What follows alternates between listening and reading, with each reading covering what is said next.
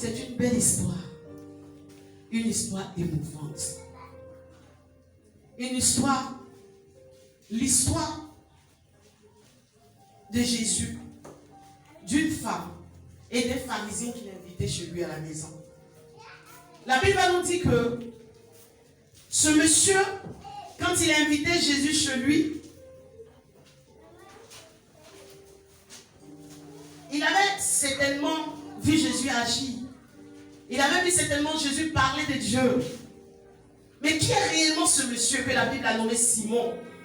La Bible dit Simon était pharisien. Les pharisiens, le mot pharisien, le nom pharisien veut dire séparé. Alléluia.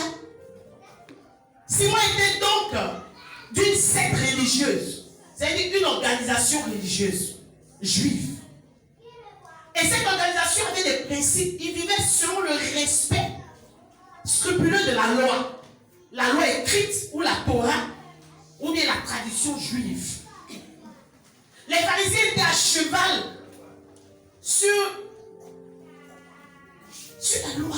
Ils étaient à cheval. C'est-à-dire, ils devaient respecter tout ce qui a été dit dans le Pentateuque. Ils devaient respecter ça. Ce qui avait été écrit et ce qui n'avait pas été écrit. Alléluia. Ils se croyaient tellement saints, tellement purs, qu'ils se mettaient à part. Ils étaient séparés des dirigeants. Ils vivaient dans une communauté fermée. Pour eux, même les personnes ils jugeaient les gens impurs.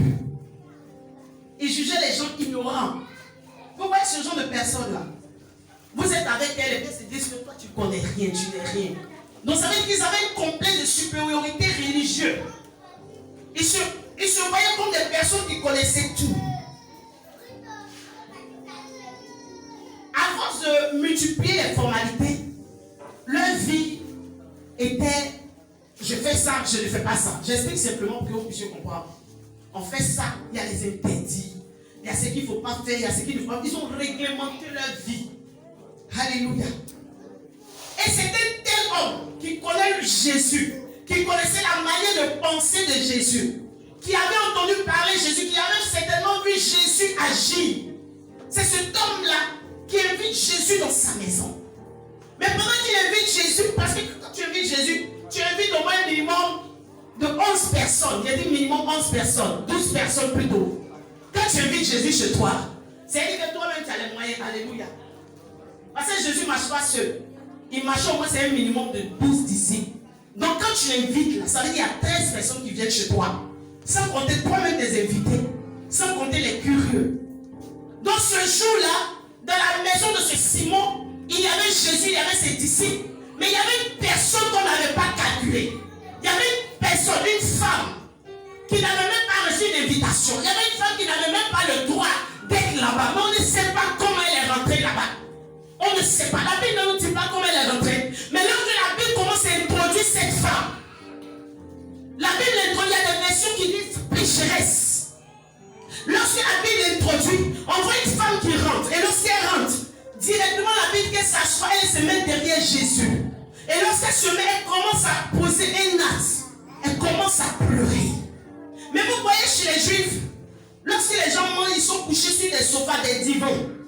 Et puis les pieds est tourné derrière, hors du sec où on mange. Ils ne sont pas assis pour manger, ils sont couchés pratiquement en train de manger. Vous avez peut-être vu ça dans les films. Et pendant qu'ils sont en train de manger, leurs pieds sont ailleurs. Mais la Bible elle est venue derrière, là où les pieds de Jésus étaient. La femme a commencé à pleurer. Donc c'est une personne qui la connaissait, qu'on la connaissait dans la vie. Et quand on te traite de pécheresse, c'est-à-dire que tu es une personne qui pêche volontairement. Des gens disent que c'était une prostituée, tout le monde la connaissait. On avait entendu parler d'elle. Il y a des personnes qui sont assises ce matin, dans ton quartier, dans ta famille, dans ta maison. On connaît ton vieux caractère. Lorsqu'on parle de toi, on t'appelle la palabreuse. Le jour où tu as dit, je donnais ma vie à Jésus, les gens disent, c'est là, c'est l'église, pour gâter l'église. Mais c'est là, son cœur chauffe. Elle pompe facilement. Quand tu arrives quelque part, les gens s'attendent à ce que ce soit des dégâts. Le jour où tu es arrivé chez quelqu'un et tu as dit à cette personne, je vais habiter avec toi, on s'attend à ce que ça ne marche pas. Le jour où tu rentres dans une entreprise, on s'attend à ce que cette entreprise fasse faillite. Le jour où tu as dit, je vais faire un commerce, tout le monde pense que Bailly et toi, là, vous êtes deux frères. C'est-à-dire, quand toi tu as touché quelque chose, l'échec accompagne la chose. Et Et c'est une femme comme ça. Tout le monde connaissait son histoire. Tout le monde savait ce qu'elle faisait. On connaissait sa vie. Sa vie n'était pas cachée. Frère, il y a des villages. Il y a des villes qui sont tellement petits que quand tu touches au bout du village, on est déjà au courant. Ce que tu fais dans ta chambre, les gens savent déjà. Tu ne peux pas te cacher. Et cette femme, elle était une pécheuse. C'est-à-dire qu'elle avait offensé Dieu. Elle transgressait volontairement. Elle faisait quelque chose qui ne plaisait pas. Nous ne savons pas pourquoi, mais elle s'était égarée loin de Dieu. Elle s'était éloignée de Dieu par ses pratiques. Et c'est cette femme-là où on fait venir le roi de gloire, le Seigneur des Seigneurs, où on s'attend à ce que le royaume de Dieu se manifeste, où on s'attend à ce que celui qui a dit qu'il est le Fils de Dieu se manifeste. C'est cette femme-là qui veut se trouver au milieu de bonnes personnes. Ça arrive quelquefois, tu arrives quelquefois, quand on veut les bonnes personnes, toi aussi tu viens aussi. On s'attend à recevoir des gens de bonne réputation. On s'attend à ce que là où les boss sont installés, on s'attend à ce que là où les gens de valeur sont installés, que cette femme ne soit pas, n'y soit pas. Mais elle est quand même rentrée. Je veux dire à quelqu'un, quand tu veux quelque chose, tes moyens doivent justifier ton besoin. Alléluia. Les gens qui ne se battent pas pour ce qu'ils veulent, ils n'ont pas suffisamment de passion pour les choses. Quand quelque chose t'intéresse, il y a un comportement que tu as pour posséder la chose. Alléluia. Est-ce que je parle à quelqu'un ce matin? Alléluia. Quand tu veux quelque chose, tu dois être prêt à payer le prix pour la chose. Je dis toujours, derrière un sacrifice, il y a toujours une récompense. Cette femme voulait quelque chose. Cette femme voulait sortir d'un cycle, elle voulait rentrer dans un cycle nouveau. Elle savait que si elle arrivait là, on pouvait la bloquer. Je ne sais même pas comment elle a fait pour rentrer. Parce qu'on ne rentre pas dans la maison de quelqu'un qui est important. On ne peut pas rentrer dans la maison de Simon, un religieux comme ça, mais elle est quand même entrée. C'est pourquoi les païens pouvaient dire c'est que femme de Dieu veut. Si tu veux réellement arriver à certain niveau, tu vas te donner les moyens d'y arriver. Alléluia. Tu sais pourquoi tu ne réussis pas à franchir certaines étapes? Parce que toi-même tu n'es pas encore prêt pour ça. Parce que celui qui est prêt à avancer, c'est une personne qui met les moyens à disposition. Alléluia. Non, j'ai essayé, ça n'a pas marché. Tu n'as pas encore bien essayé. Alléluia. Tu n'as pas encore bien essayé. Mais il y a une chose qui va me toucher quand je vais lire cette histoire. Je vois que la femme rentre. Qu'elle rentre. La Bible ne nous dit pas qu'elle s'est battue à la porte. Mais quand la Bible la place dans le décor, on la passe au pied du Seigneur. Et qu'est-ce qu'elle commence à faire? Elle commence à pleurer. Elle pleure, elle pleure. Et elle pleure, non seulement elle pleure, mais elle ne s'arrête pas à pleurer. Elle verse ses larmes sur les pieds du Seigneur. Et tout le monde, vous voyez qu'il y a une scène comme ça, tout le monde commence à devenir comme un calme. C'est tellement qu'elle est rentrée, tous les yeux étaient braqués sur elle. Elle avait une apparence. Alléluia. Vous savez, quelqu'un a dit on ne cache pas le soleil avec ça. S'il vous plaît, vous pouvez stopper les déplacements. S'il vous plaît. Papa, il faut gérer ça. Alléluia. Alléluia. Amen. Il y a des personnes qui ne passent pas inaperçues. Je suis sûr que quand elle est rentrée, il y a eu un calme qui s'est produit. Vous voyez, elle est entrée. C'est comme si on a bloqué le film sur elle. Et puis tout le monde voulait regarder ce qu'elle allait faire. Mais elle ne s'est occupée de personne. Elle est allée à l'essentiel. C'est tellement qu'elle quittait celui-là. Elle a entendu que celui-là, il peut régler mon problème. Je ne sais pas avec quel état d'esprit tu as quitté ta maison. Alléluia. On dit tu viens adorer Dieu, tu viens rencontrer Dieu. Quelquefois tu dois rencontrer un homme de Dieu. Quelquefois, quand quelqu'un est malade, il va à l'hôpital.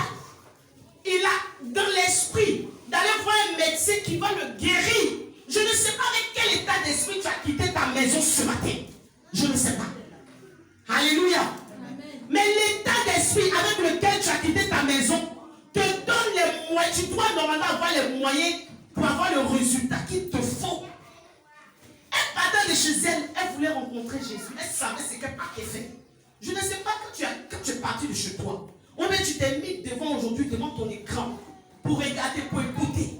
Je ne sais pas avec quel état d'esprit tu es en train d'écouter le message. Je ne sais pas avec quel état d'esprit tu es assis aujourd'hui en face de moi. Mais les résultats que tu vas avoir, l'exaucement dépend de l'état d'esprit avec lequel tu te présentes devant Dieu. Alléluia. Quelqu'un me suit bien? Même lorsque tu rentres dans un mois, même lorsque tu rentres dans un foyer, même lorsque tu commences une activité, ton état d'esprit va déterminer les résultats qui vont suivre. Parce que tu vas te battre, parce que tu veux la chose. Alléluia. Tu vas lutter parce que tu sais que c'est ce qu'il te faut. Que quelque chose est important pour toi, quelque chose a de la valeur pour toi. Tu ne banalises pas la chose. Quelqu'un me suit bien? Amen. La Bible va nous dire, la femme rentre dans la maison de Simon. Quelque chose me marque. Quelque chose me pressionne. L'attitude de cette femme. L'attitude de ton cœur. L'attitude de ton cœur. Ton état d'esprit.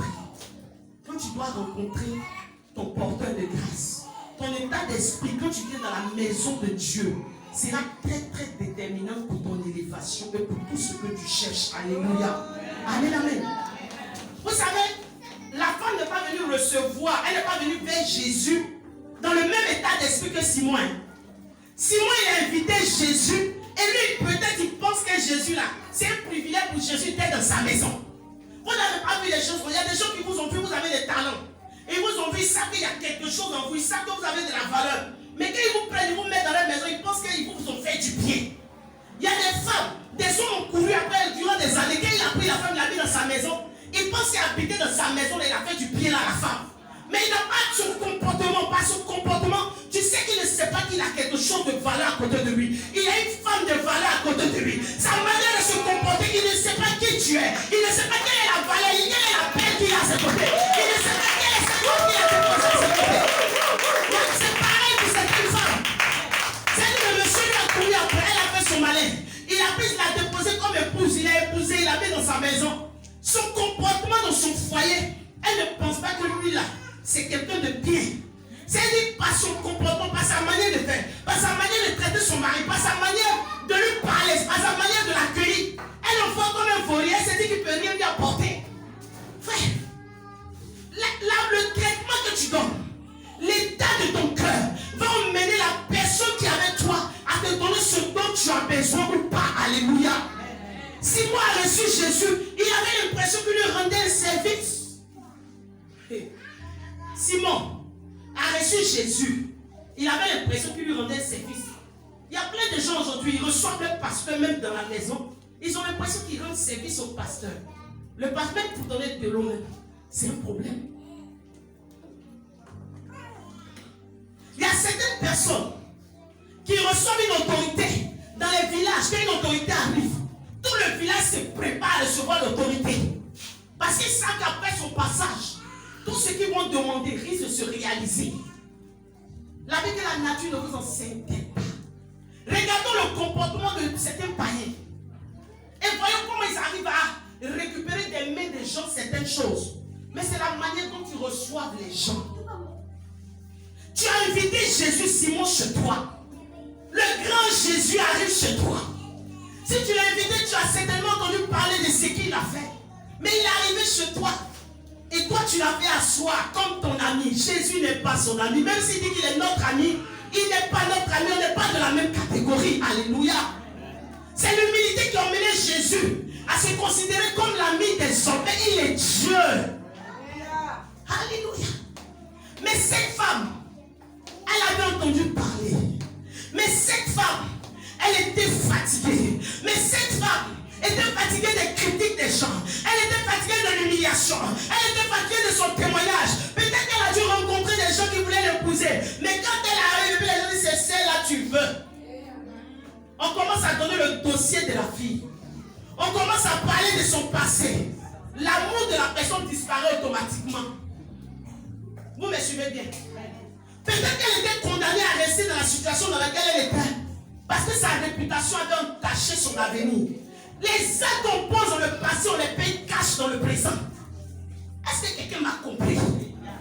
Il y a des décisions que tu as prises dans ton passé. Aujourd'hui, tes larmes coulent sans cesse, jour et nuit. Parce que tu as pris la mauvaise décision. Et tu es obligé de rester dans cette situation que tu ne veux pas. Parce que personne ne croit en toi. Personne ne voit ce qu'il y a de valeur en toi. Personne ne te considère. Et tu as l'impression que ta vie est gâchée. Mais ce matin, je suis venu te dire qu'il y a de l'espoir pour toi. Ce matin, je suis venu te dire qu'il y a un changement pour toi. Ce matin, je suis venu te dire que Jésus a fait son entrée dans ta vie. Même si ce n'est pas à cause de toi qui est arrivé. Même s'il est arrivé à cause du voisin. Parce que tu es à côté. Même si on t'avait invité, je t'ai venu Parce que tu es là où le Seigneur est. Ton miracle est possible. Ton exaucement est possible. Le changement se fera. Est-ce que quelqu'un peut le dire sérieusement? Amen. Alléluia. Alléluia. Elle était la personne à laquelle on ne s'attendait pas. Mais c'est elle qui est partie avec le miracle.